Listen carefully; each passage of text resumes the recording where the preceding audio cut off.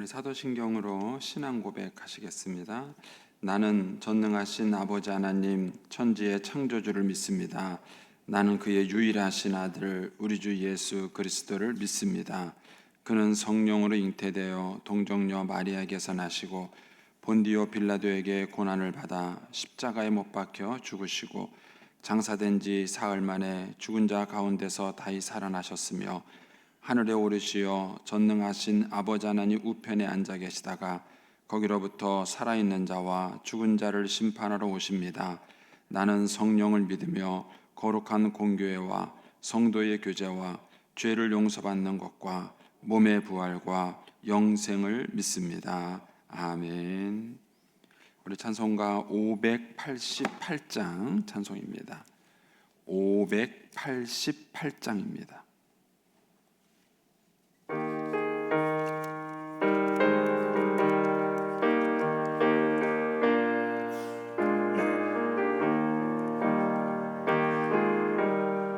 눈새를 보라 농사하지 않으며 곡식 모아 곡간 안에 들인 것이 없어도 세상 주관하는 주니 새를 먹여주시니 너희 먹을 것을 위해 근심할 것 무엇냐. 들의 백화 발을 보라 길쌈 쓰고 아내며 솔로몬의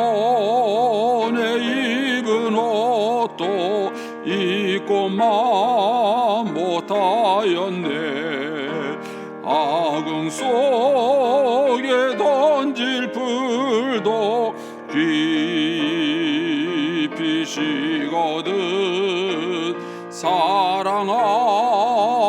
자녀들을 입히 쉬지 않으랴.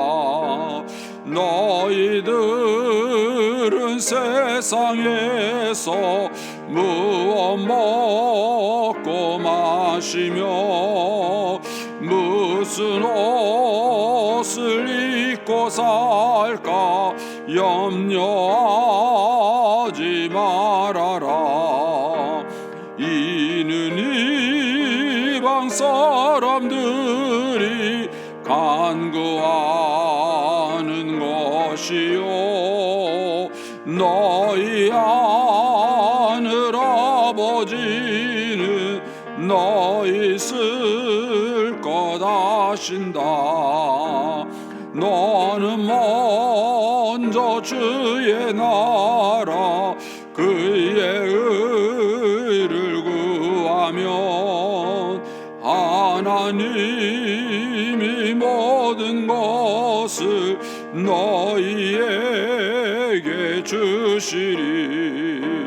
내일 일을 위하여서 아무 염려 말지니 내일 염려하지 말라.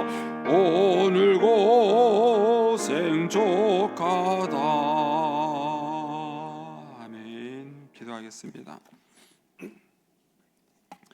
살아계신 하나님 아버지 은혜를 감사합니다. 지난 간밤에도 저희들을 눈동자같이 지켜주시고 주님 품 안에서 편히 쉬게 하셨다가 이 새벽에도 저희들을 주 앞에 불러주심을 감사합니다. 오늘도 저희들에게 새날 주시고 또 생명 주시고 건강 주셨는데 이 한날도 주님과 더불어 동행하게 하시고 주를 기쁘시게 하는 한날 되게 하여 주옵소서. 이 새벽에도 주님을 사모하오니 말씀과 기도 가운데 저희들을 만나 주시며 주의 성령으로 충만케 하여 주시옵소서. 주님께 감사의 예물을 올려드립니다. 하나님의 은혜에 감사드립니다. 또 11조 예물, 선교, 장학, 구제, 또 1,000번째 예물을 주님께 드립니다. 하나님 아버지, 믿음으로 또 순종으로 감사로 드리는 예물을 주님께서 기뻐 받으시며 약속하신 하늘의 복과 땅의 복으로 충만하게 채워 주시옵소서. 주의 은혜로 종의 가정들을 형통케 해주시고 그 자녀들을 축복하여 주시옵소서. 예수님의 이름으로 축복하며 기도하옵나이다. 아멘. 오늘 아침 말씀은 마태복음 6장 25절에서 34절까지 말씀입니다. 마태복음 6장 25절에서 34절까지 말씀입니다.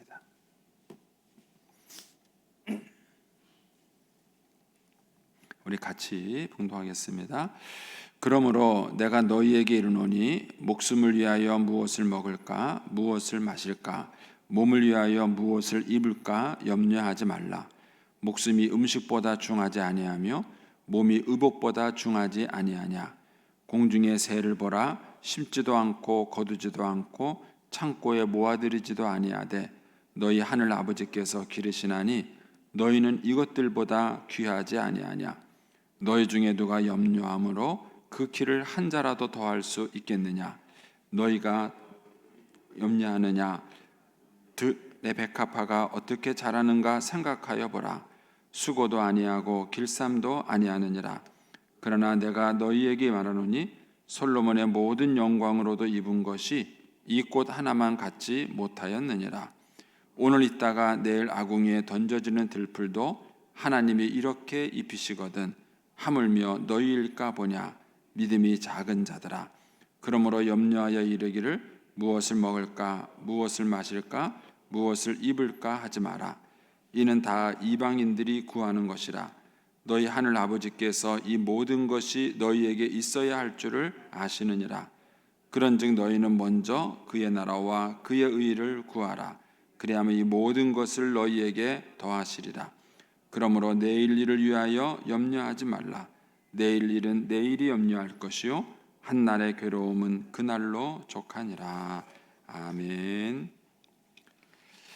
이 새벽에도 주의 은혜와 축복이 함께 하시기를 축원합니다. 광고 먼저 드리겠습니다. 우리 김연희 집사님 오늘 발인 예배가 있습니다. 6시 30분에 있고요. 교회에서는 6시 15분에 출발합니다. 빈소는 사비 장례식장 202호입니다. 기관은 우리 김연희 집사님이 구여전도회고요. 구역은 4교구 61구역. 운구팀은 A조 6에서 8 남전도회입니다. 또 조가팀에 많은 성경을 부탁드리겠습니다. 오늘 이 마태복음 또 6장에 이제 염려하지 마라라는 얘기에 대해서 또 한번 묵상을 해보겠습니다. 25절에 있는 말씀 우리 한번 같이 보시겠습니까? 25절 이렇게 보시면 그러므로 내가 너희에게 이르노니 목숨을 위하여 무엇을 먹을까 무엇을 마실까 몸을 위하여 무엇을 입을까 염려하지 마라. 목숨이 음식보다 중하지 아니하며 몸이 의복보다 중하지 아니하냐 그랬습니다. 이제 설교한 지 얼마 안 되는 거니까 기억하시죠? 하나님께서 우리에게 목숨과 의복, 몸을 주신 하나님이세요. 그런데 우리에게 목숨을 주시고 또 몸을 주신 하나님이라면은 당연히 그보다 훨씬 싼 먹고 있고 마시는 것을 주지 않겠느냐 하는 것이 이제 요 25절의 논리입니다. 그러면 이제 이 말씀 속에서 우리가 이제 깨닫게 되는 것은 뭐냐면 목숨과 몸에 대한 인식이 있어야 된다는 거예요. 그러니까 하나님이 내 목숨을 주셨고 하나님이 내게 몸을 주셨다는 그런 인식이 있어야 나에게 목숨을 주신 하나님이 먹을 것 입을 것을 안 주시겠느냐 요 논리가 통하는 거예요. 그러니까 하나님이 나에게 목숨을 주시고 나에게 몸을 주셨다는 사실을 인식하지 못하면은 이제 하나님이 내 먹을 것 입을 것 마실 것을 주시겠다는 그런 믿음을 가질 수가 없는 것입니다. 그러면 이제 목숨을 주시고 몸을 주셨다는 것을 안다는 건 뭐겠어요? 이제 그거는 창조 신앙에 대한 고백일 뿐만 아니라 창조 신앙을 통해서 하나님이 나에게 주신 것을 내가 감사하는 거예요. 나에게 생명을 주신 것을 감사한다. 나에게 몸을 주신 것을 감사한다. 이런 인식이 있느냐는 거예요. 그래서 사실 세상을 살아가면서 이 세상에 태어난 거 감사해 본 적 있으세요? 이 세상에 희한하고 감사해서 저는 이제 목회자가 되다 보니까 이제 뭐 병원에도 많이 가고 이제 장례식장에도 많이 가잖아요. 또 그것뿐만 아니라 그 성도들이 생활 속에서 겪고 있는 여러 가지 어려움에 대한 얘기들을 이제 많이 듣습니다. 근데 그런 거를 이렇게 듣다 보면은요, 참 내가 축복받은 사람이다 이런 생각이 드는 거예요. 예. 그러니까는 그런 사람들처럼 내가 아프지도 않은 것도 감사하고, 자식 때문에 속썩지 않은 것도 감사하고, 아내가 속썩이지 않은 것도 감사하고, 예. 그런 사람들의 어려움과 고난을 이렇게 보게 되면 볼수록 내가 받은 게 얼마나 많은가, 또 하나님께서 나에게 주신 축복이 얼마나 큰가 하는 것들을 느끼게 돼요. 그러니까 이런 감사에 대한 인식이 없으면 그보다 더 많은 것을 주신 하나님을 모르는 거예요. 그래서 감사한다는 얘기는 뭐냐면 하나님이 나에게 주신 것들을 내가 인식한다는 거예요. 하나님이 나에게 생명을 주셨구나, 하나님이 나에게 몸을 주셨구나, 지금도 하나님이 내 생명을 지켜주고 계시구나, 지금도 하나님이 내 몸의 건강을 지켜주고 계시는구나, 이거를 자기가 인식하는 거예요. 그러면은 그보다 작은 게 있어요. 먹고 입고 마시는 문제는요, 그런 거에 비하면은 아무것도 아니에요. 아무것도 아니에요. 그러면 야, 하나님이 그렇게 나를 지켜주시는데 이 먹는 문제, 입는 문제를 하나님이 해결해 주지 않으시겠느냐고 연결이 되는 겁니다. 따라서 우리가 우리 아이들에게 어렸을 때부터 감사 훈련을 시키셔야 돼요.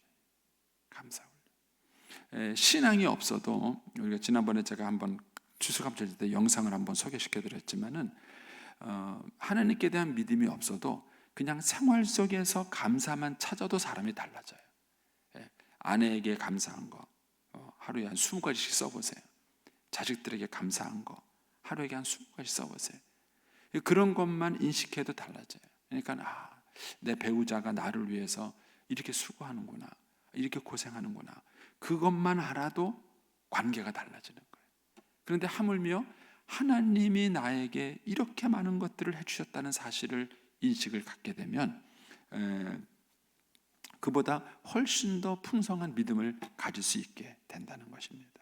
그래서 우리가 자녀들에게 훈련시켜 드릴 것 중 하나가 뭐냐면은 감사 훈련. 사실 자녀들만 필요한 게 아니라 우리들도 필요한 거예요.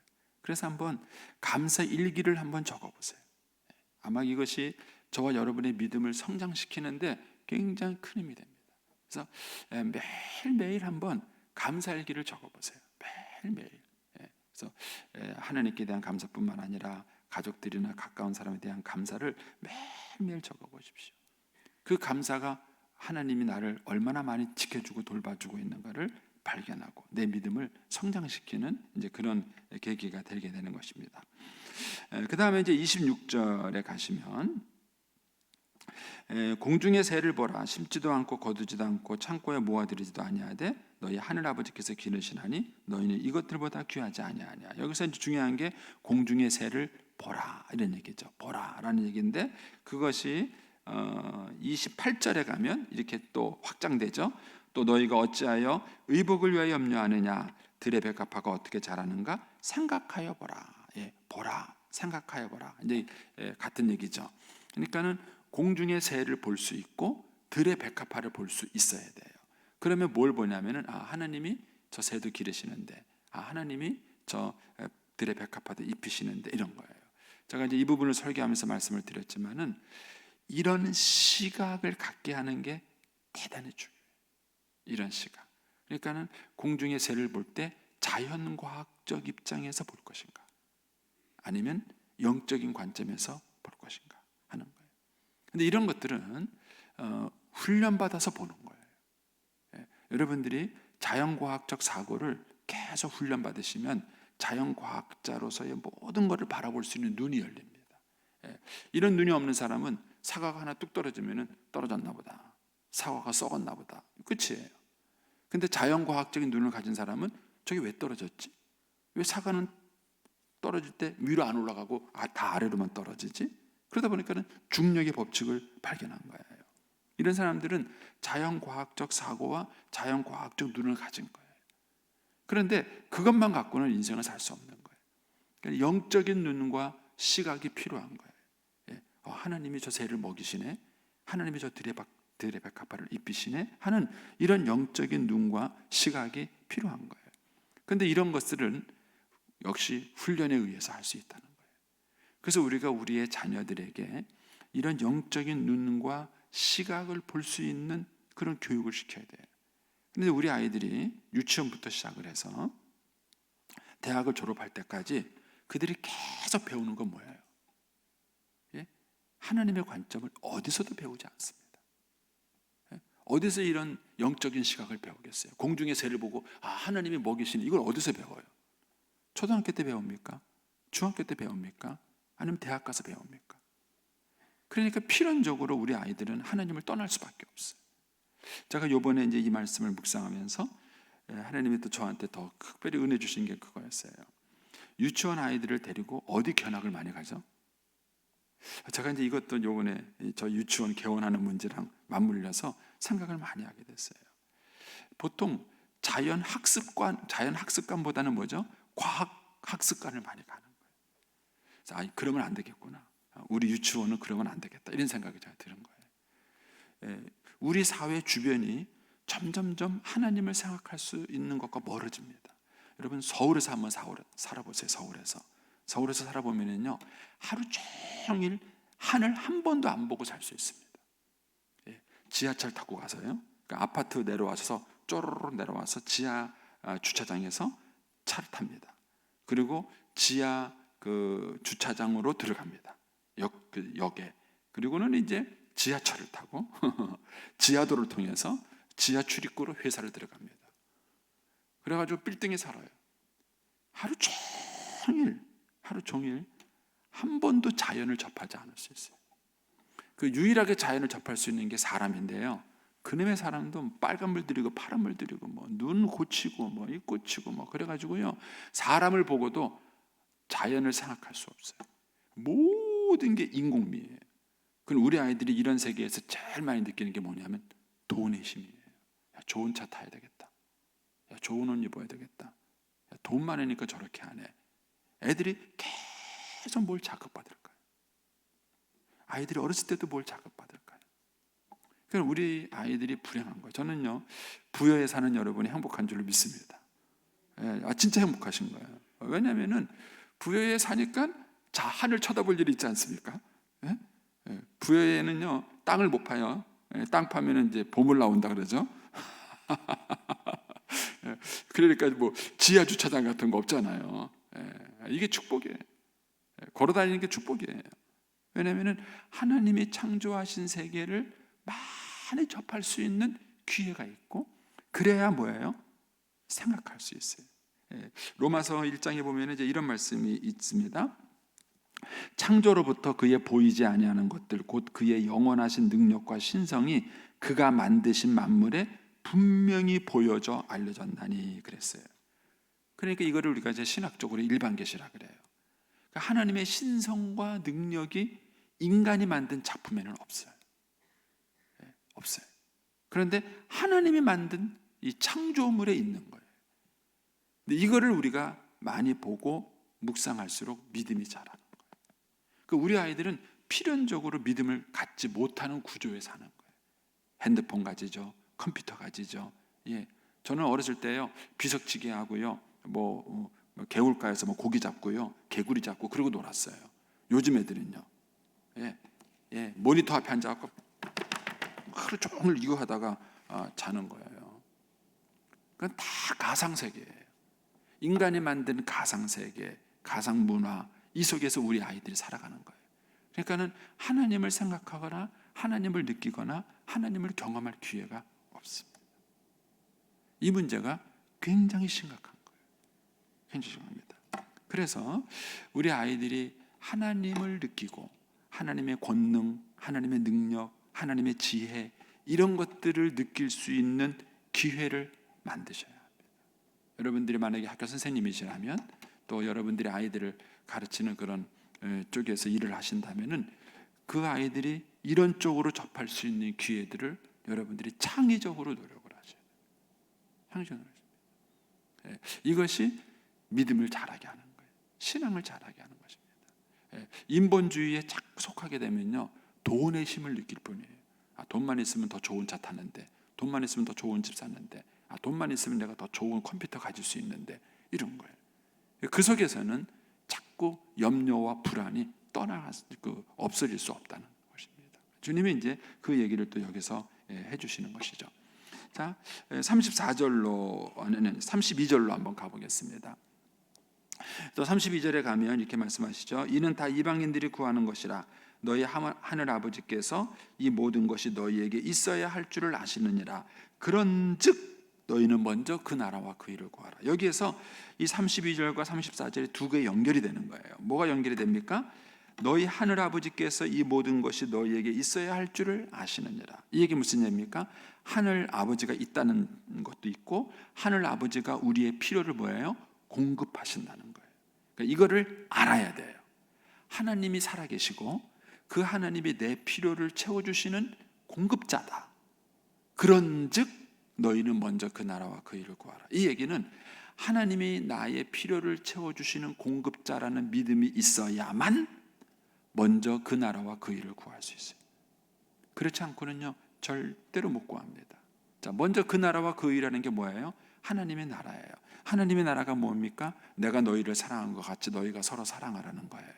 그러면 자, 형제들이 모였습니다. 모였는데 부모님 유산 때문에 이제 다 고민이 생겨요. 세상에 돈 필요하지 않은 분이 계세요. 여러분, 돈은요, 아무리 많이 갖고 있어도 필요한 거예요. 필요한 겁니다. 그러니까는 일단 거액의 부모의 유산이 남으면은요, 거기에 마음 같지 않을 부모, 자식이 없습니다. 다 갖고 싶은 거예요.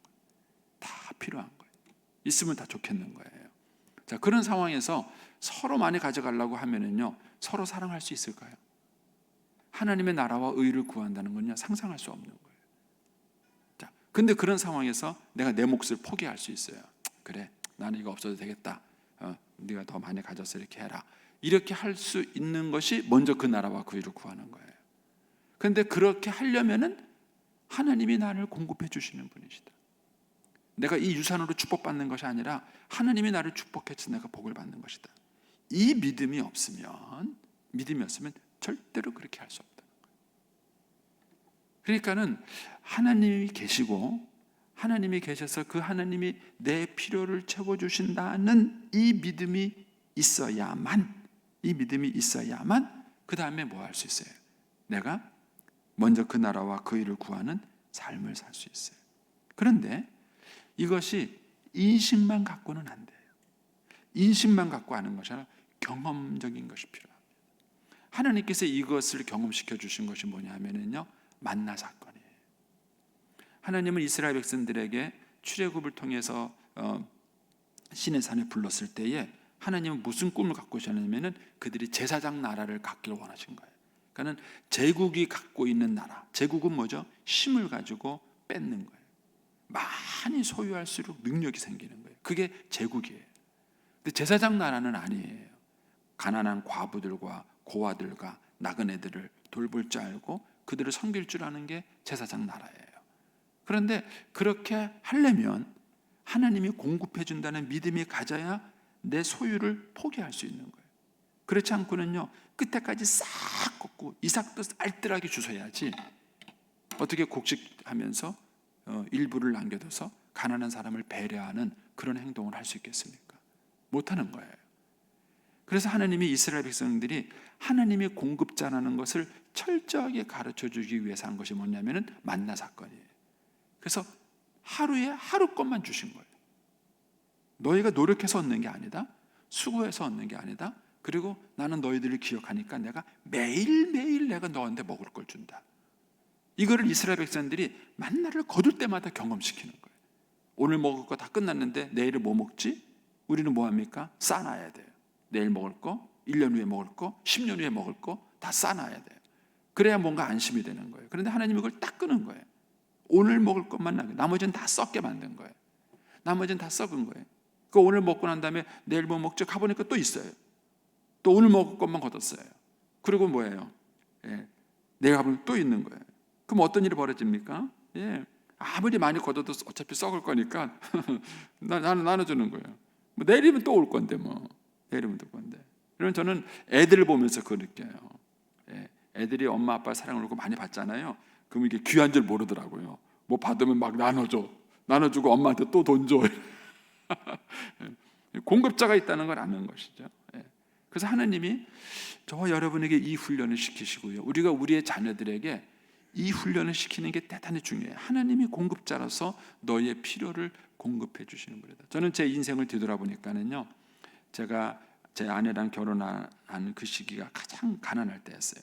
그 시기부터 시작해서 제가 농촌교회에 10년 있는 동안에 하나님이 이걸 훈련시키셨더라고요. 그 전까지는 몰랐어요. 나중에서야 알았어요. 그 전까지는 정말 한 번도 하나님이 여유 있게 뭘 줘본 적이 없었어요. 매일 바닥하고, 그리고 막 그러면 그때 딱 코앞에 가서 하나님이 그걸 딱 주셔요. 딱 주세요.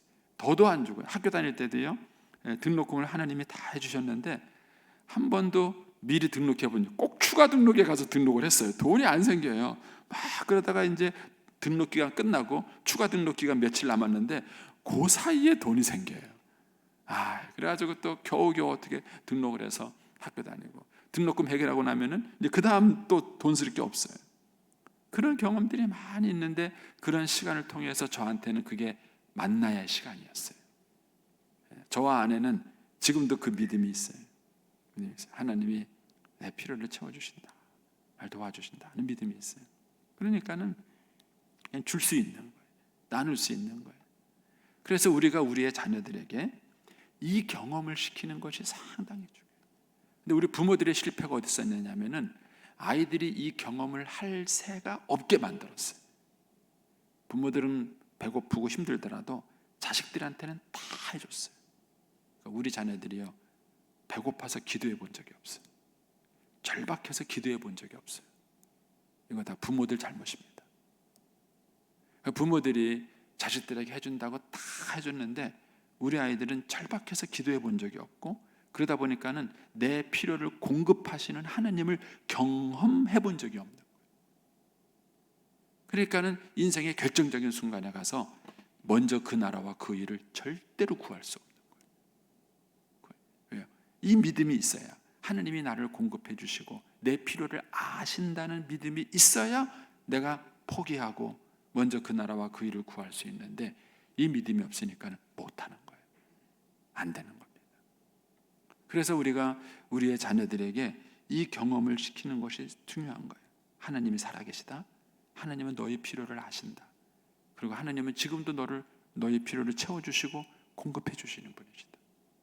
이 믿음을 우리 아이들이 가질 수 있다면, 그런즉 우리 아이들이 먼저 그 나라와 그 일을 구하는 그러한 삶을 살아갈 수 있다는 것입니다. 이것이 우리 아이들이 염려하지 않고 살아가게 하는 것은, 하나님은 40년 동안 이 훈련을 광야에서 시킨 거예요. 이 훈련을 한 번도 해보지 못한 출애굽 1세대는요 불신앙 때문에 다 죽은 거예요. 광야에서 다 죽은 거예요. 그런데 광야에서 자란 출애굽 2세대들은요 40년 동안 이 훈련을 받은 거예요. 그러니까 그들이 요단강을 건널 수 있었고, 여리고성을 돌 수 있었고, 그들이 태양을 멈추게 할 수 있었고, 가나안 땅을 믿음으로 전쟁에서 승리할 수 있었던 거예요. 그래서 우리가 우리의 자녀들에게 무엇을 물려줄 것이냐를 여러분 곰곰이 생각하셔야 됩니다.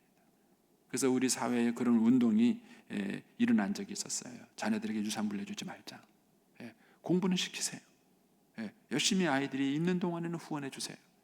그러나 유산은 물려주지 마세요. 왜냐하면 유산을 물려주면 하나님을 의지하지 않아요.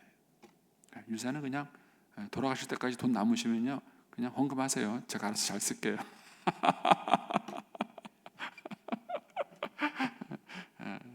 여러분, 우리 자녀들에게 뭘 물려주는 것이 정말 중요한 건가? 그래서 너희에게는 하늘 아버지가 계시고 그 하늘 아버지가 너희의 필요를 채워주신다.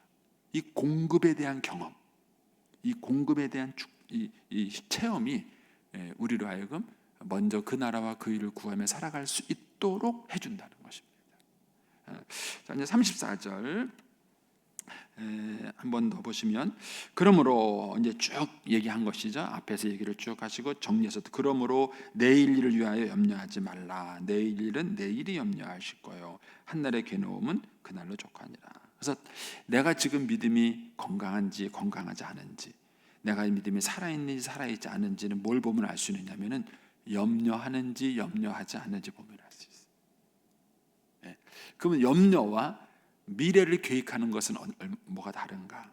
이 차이를 여러분이 구분을 잘 하셔야 돼요. 예. 하나님은 우리로 하여금 미래를 계획하도록 만드셨어요. 미래를 계획하지 않고 무대뽀로 살아가는 것은 바른 생활이 아니에요. 그런데 미래를 계획하는 것과 염려하는 것의 차이가 뭘까 하는 겁니다. 만일 하나님이 여러분에게 주신 분명한 사명이 있어요.